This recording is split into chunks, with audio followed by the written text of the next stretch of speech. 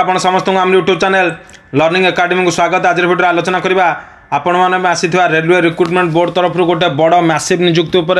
तेणु जो मैंने प्रथम चैनल को विजिट कर भिडियो को लाइक करूँ, चैनल को शेयर करूँ, सब्सक्राइब करूँ और पाखे था बेल आइकन बटन क्लिक करूँ जहाँ न्यू न्यू भिडियो नोटिफिकेशन आपरे।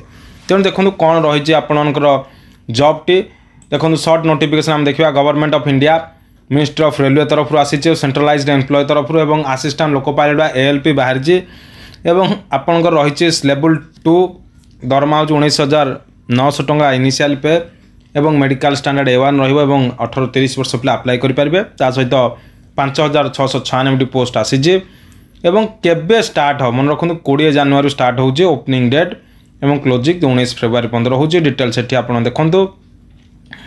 एसेंशियल क्वालिफिकेशन कौन देखो रेलवे तो प्राय चाकरी ITI मागुचे आपंकर 10वीं साथ ITI निहाती रहा दरकार एवं NCVT SCVT अंडर सर्टिफिकेट आपने पाई दरकार।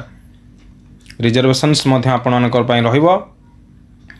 एवं ऑल कैंडिडेट मन रखु 500 टका देवे कि जो SC ST ex service candidate 250 टका देवे।